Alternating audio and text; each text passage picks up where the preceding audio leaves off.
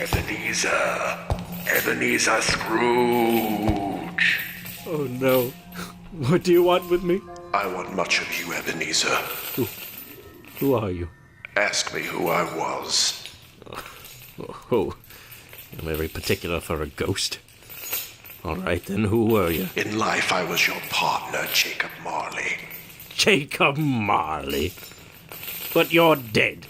You died 7 years ago. 7 years ago this very night. What's wrong, Ebenezer? Don't you believe in me? I do not. You doubt your senses, Ebenezer? Yes. Yes. Because a little thing affects them. A slight disorder of the stomach makes them cheats. You can't be a ghost. You may be an undigested bit of beef, or a blot of mustard, or crumb of cheese. A fragment of underdone potato. There may be more gravy than grave about you, whatever you are. Oh no, you are a ghost. But why? Why do you walk the earth, Jacob? Why do you come to me? It is required of every man that the spirit within him should walk abroad among his fellow men and travel far and wide to witness what it cannot share, but might have shared on earth and turn to happiness. But tell me, Jacob, what is that chain you wear around you? I wear the chain I forged in life. I made it link by link and yard by yard by my own free will. Is its pattern strange to you, Ebenezer? Cash boxes, keys and padlocks, ledgers and purses. Yours was as heavy and as long as this 7 years ago. You have labored on it since, Ebenezer. Oh, Jacob, speak comfort to me, Jacob. Comfort I have none to give. I cannot rest, I cannot stay, I cannot linger. Weary journeys lie before me. You travelled fast? Yes, Ebenezer, on the wings of the wind. 7 years dead and travelling all the time. 7 years, Ebenezer. 7 years of remorse. Do you know that no space of regret can make amends for life's opportunities misused? You were always a good man of business, Jacob. Business. Mankind was my business. Charity, mercy, benevolence, they were all my business. The dealings of my trade were but a drop of water in the comprehensive ocean of my business. Jacob, don't take on so now, Jacob. I am here to warn you that you have yet a chance of hope of escaping my fate. Do you hear that, Ebenezer? Yes, Jacob. Yes, you always were a good friend to me, Jacob. Thanks, Jacob. But go on. How shall I escape? Oh, I'm afraid, Jacob. You will be haunted by 3 spirits. Is that the only chance and hope, Jacob? It is your only chance and hope. Well, then, I think I'd rather not. Without their visits, you cannot hope to shun the path I tread. Expect the first tomorrow when the bell tolls 1. And I take 'em all at once and have it over, Jacob? When the bell tolls 1, look for the first spirit.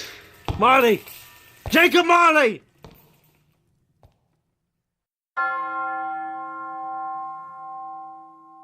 Scrooge awoke. He was lying on his bed, fully dressed. Suddenly, the curtains of his bed were drawn aside, and Scrooge found himself face to face with the unearthly visitor who drew them. It was a strange figure, like a child, yet not so like a child as like an old woman. Ebenezer Scrooge! Who's that? Ebenezer Scrooge, I have come for you. Are you the spirit, ma'am, whose coming was foretold me? I am that spirit. I am the ghost of Christmas past. Long past? No, your past. But what do you want of me? What brings you here to haunt me? You're welcome, Ebenezer Scrooge. Rise and walk with me. Oh, no, not out of the window. I can't do that. I'll fall down. I'm not a spirit. I'm mortal, and I'll fall. Where are we? What's become of the city? And there's snow upon the ground. Where are we? These are the shadows of the things that have been. You recognize this countryside? I know every inch, every rock, every tree. And that big building over there. Ah, that building. I was a boy there. Yes, I went to school in that horrible place. Do you remember recollect that path? I could walk it blindfold. Strange you should have forgotten it so many years. Come, let us get closer. Look, what do you see, Ebenezer Scrooge? I see a boy. A solitary child, neglected by his family, alone. Yes, I see. I know that boy. Oh, I was so lonely. Poor boy. Dear brother, I have come to bring you home. To bring you home, home, home. It's my sister, Fan! Home, Sister Fan? Yes, home for good and all. Home for ever and ever. Father is so much kinder than he used to be that home's like heaven. He spoke so gently to me one dear night when I was going to bed that I was not afraid to ask him once more if you might come home. And he said, yes, you should, and sent me in a coach to bring you. And you're to be a man, and are to never come back here. But first we're to be together all the Christmas long and have the merriest time in all the world. You are quite a woman, Sister Fan. Always a delicate creature, whom a breath might have withered. But she had a large heart. So she had. She died a woman and had, as I think, children. One child. True, your nephew. Your lip is trembling, Scrooge. And what is that on your cheek? It's nothing. Nothing at all. I wish I...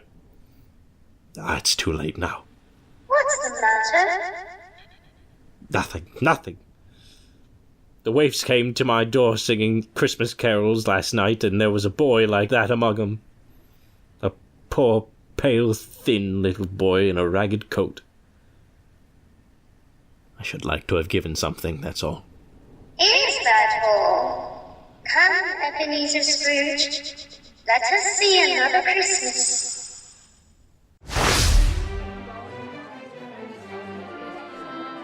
Do you know this place? Know it! This is the counting house where I was apprenticed. Oh, Merry Christmas. It's my old master. Yo-ho, my boys. Hi-ho there, Dick. Cheer up there, Ebenezer. Bless his heart, old Fezziwig. My master alive again, and hosting one of his Christmas parties. Everyone. I think we're all ready to dance. Clear away, my lads, and let's have some room here. Listen to him. Pick your partners. Come here, my dear. There's Mrs. Fezziwig herself, and there's Dick Wilkins. And the table's all loaded with roast and cider, mince pie and beer. That's it. Corkscrew, thread the needle, and back to your places. Oh, what a jolly time we used to have. That carefree young man with the light heart and a gay smile. Do you recognize him? Yes. Merciful heaven, how happy I was then. A small matter for old Fezziwig to make those silly folks so full of joy. Small matter. Small indeed. Isn't it? You have spent only a few pounds of your mortal money. It's not that, Spirit. Old Fezziwig has the power to make us happy or unhappy, to make our service light or heavy. His power lies in words and looks and in things so tiny it's impossible to count them.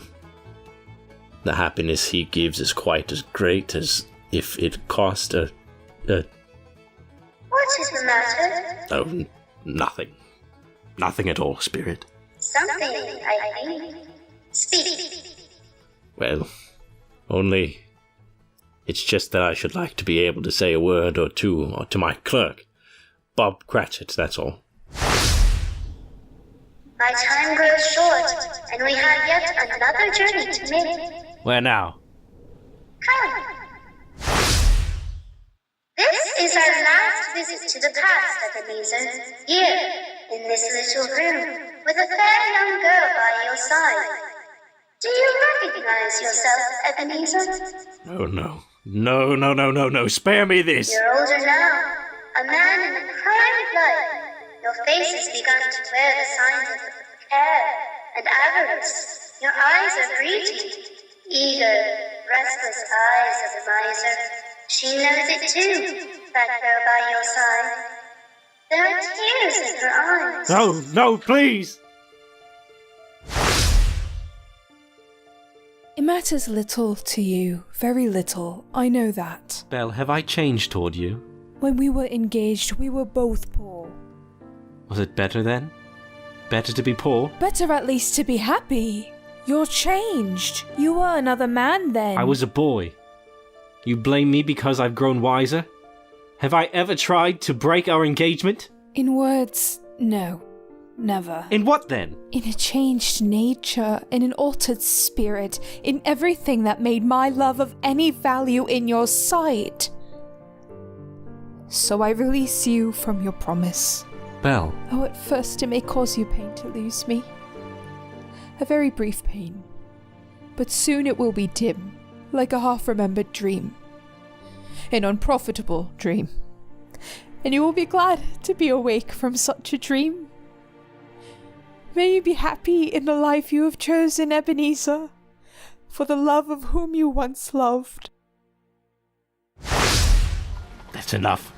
Show me no more. Take me home. These are the shadows of things that have been. They are what they are. Do not make me.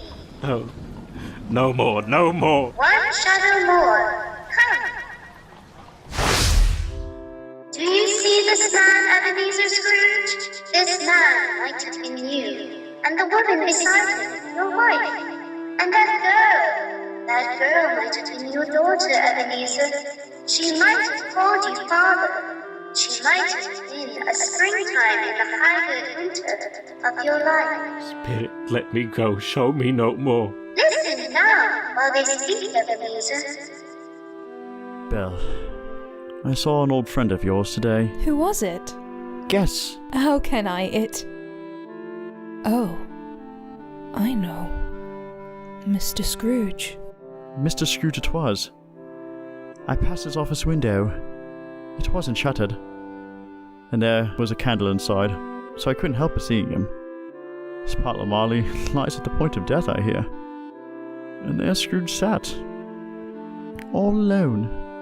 Quite alone in the world, I do believe. Spirit, I can't bear it anymore. Leave me. Haunt me no more. Take me back. Take me back.